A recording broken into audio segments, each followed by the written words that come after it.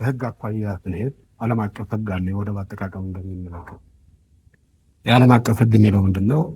ወደብ የሌላቸው ሀገሮች ወደብ ካላቸው ሀገሮች የወደብ አገልግሎት የመጠቀም መብት ይኖራቸዋል ነው የሚለው።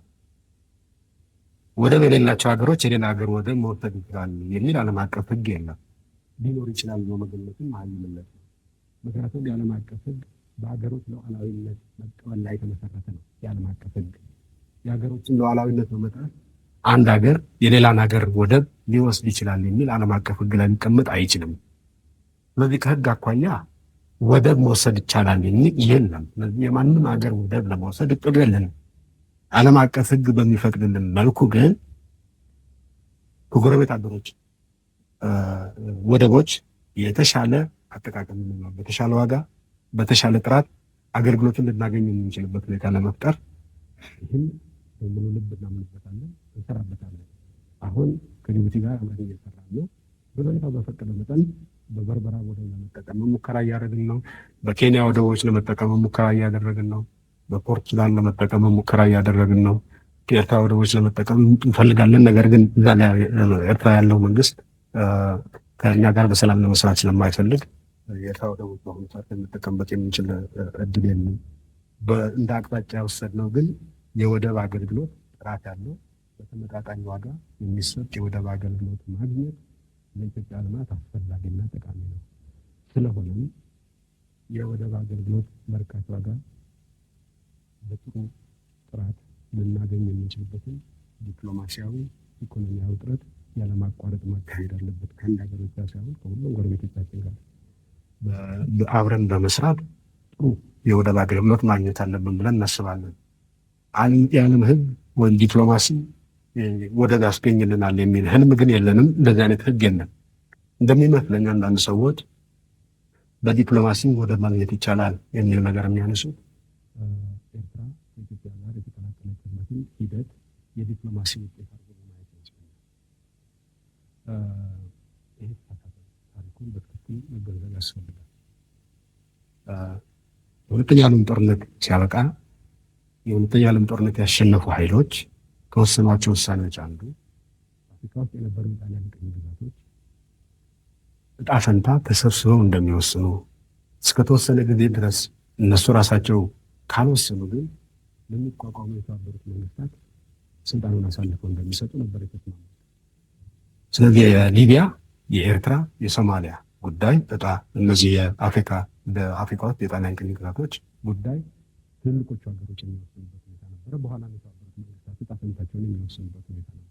የተለየ የዲኮሎናይዜሽን የቅኝ አገዛዝን የማስወገድ የተለየ ታሪካዊ ምዕራፍ። ይህም ሆኖ ኤርትራ ኢትዮጵያ ጋር የተቀላቀለችው እነዚህ ታላላቅ መንግስታት ከኤርትራ ጋር መቀላቀል አለባት ብለው ስለወሰኑ ኤርትራ ከኢትዮጵያ ጋር የተቀላቀለችበት መሰረታዊ ምክንያት የኤርትራ ህዝብ በተለይም በገኛው ከኢትዮጵያ ጋር መቀላቀልን ተደርጎ ስላየር ነበር። የኤርትራ ህዝብ ሶስት አማራጮች ቀርበውለት ነበር። አንደኛ ደጋው እና ምስራቁ ክፍል ወደ ኢትዮጵያ፣ ምዕራቡ ክፍል ወደ ሱዳን። ይህን ግዞች የሚያራምዱ አቋም።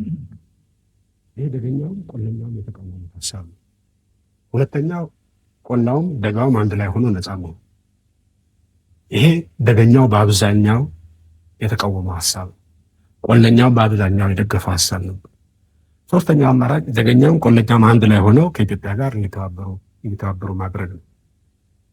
በየትኛውም አቅጣጫ ግልጽ የሆነ ማጆሪቲ ወይም የበላይነት ያለው ድምፅ አልነበረም።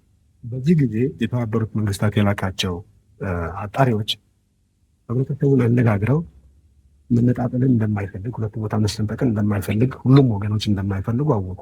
ምዕራቡ ነፃ ኤርትራን እንደሚፈልግ፣ ቆላው ማለት ነው። ደጋው ከኢትዮጵያ ጋር መቀላቀልን እንደሚፈልግ ሲገነዘቡ መፍትሄ ሊሆን ይችላል ብለው ያሰቡት የፌዴሬሽን አማራጭ አቀረቡ። ፌዴሬሽኑ ለቆለኞቹም ለደገኞቹም መፍትሄ ይሆናቸዋል ብለው አስበው ይህን አማራጭ የተባበሩት መንግስታት ያቀረቡ፣ የተባበሩት መንግስታት ደገፈው። የተባበሩት መንግስታት በደገፈው መሰረት ኢትዮጵያና ኤርትራ በፌዴሬሽን ተያያዙ። በፌዴሬሽን በሚያያዙበት ወቅት ዋናው ወሳኙ ኃይል የነበረው ደገኛ፣ በተለይ ከኢትዮጵያ ጋር ለመተባበር የነበረው ፍላጎት ነው። ንጉሱ መረቡ ሲሻገሩ ለመጀመሪያ ጊዜ ወደ ኤርትራ ሲገቡ እንደ ሰው ሳይሆን እንደ መልአክ ነበር ህዝብ የተቀበላቸው። ልዩ አይነት ዘፈን እየተዘፈነ ነበር የተቀበላቸው። ቆለኛውም ቢሆን ፌዴሬሽን ቋንቋው እና የኤርትራ ኦፊሻል ቋንቋዎች ትግርኛና አረብኛ እንዲሆኑ ነበር የተደረገው። ትግርኛ ለትግርኛው፣ አረብኛ ለቆለኛው። የራሳቸው ባንዲራ አላቸው። የራሳቸው የውስጥ አስተዳደር አላቸው። እንደ ኢትዮጵያ እንደ ደገኛው ኢትዮጵያዊነት ተሰምቶት ወይም ደግሞ እንደ ሌሎች ኢትዮጵያውያን ሆናለሁ ብሎ ባይቀበልም፣ ነገር ግን ፌዴሬሽኑ የኢትዮጵያ መንግስት አፈረስ። ፌዴሬሽኑን የኢትዮጵያ መንግስት በሚያፈርስበት ወቅት በኢትዮጵያ ከፍተኛ ኃላፊዎች ዙሪያ ሲካሄድ የነበረው ክርክር አንድ የታወቁ የታሪክ ጸሐፊ በቅርቡ ባወጡት መጽሐፋቸው ዘርዝረውታል።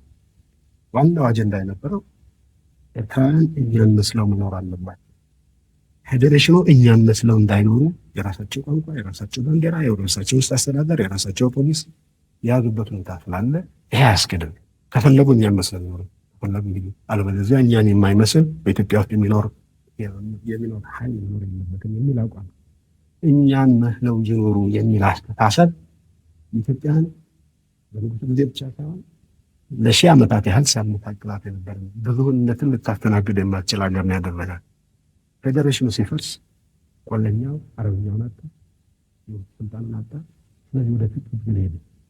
ትንሽ ቆይቶ ደግሞ በደርግ ጊዜ ትግሉ 13 ዓመት ተካሂዷል። በንጉሱ ጊዜ የንጉሱ ስርዓት ከፈረሰ በኋላ ደግሞ ወዲያው ደርግ በከፍተኛ ቅስቀሳ ኢትዮጵያን አንድነት የማይቀበል ወደ ቀይ ባህር እናስገባዋለን ምናምን የሚል ገብቶ ደገኛውን አተራመሰ። ከዛን ጊዜ ጀምሮ ቆለኛው የጀመረው ትግል ደገኛውን በሰፊው መልኩ ስለተቀላቀለ ከቁጥጥር ውጭ የወጣበት ሁኔታ ነበር። ሲጀመር ግን ዲፕሎማሲ አልነበር ዋነኛው ኃይል፣ ፖለቲካ ነበር ዋነኛው ኃይል፣ የህዝብ አስተሳሰብ ነበር ዋነኛው ኃይል። የህዝብ አስተሳሰብ ዋነኛው ቢሆን ኢትዮጵያ ኤርትራ እንዲካል ነበር ወስዳለሁ ያለች። ሶማሊያን ጭምር ይገባኛል ብላ ተከራክራለች።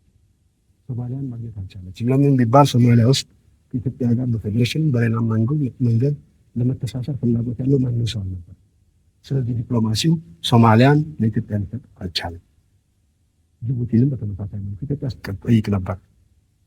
ጅቡቲም ከኢትዮጵያ ጋር ለመቀላቀል የሚፈልግ ማንም ሰው ስላልነበረ ማግኘት አልቻለም። ኤርትራን ማግኘት የቻለችው ቢያንስ ደገኛ ኢትዮጵያዊ ላይ ከኢትዮጵያ ጋር ለመኖር ፈልጋለሁ ስላለ፣ ቆለኛው ደግሞ በፌዴሬሽን እስከሆነ ድረስ ግድ የለም ብሎ ለመቀበል ዝግጁ ስለነበር እና ሲጠፋ ጦርነት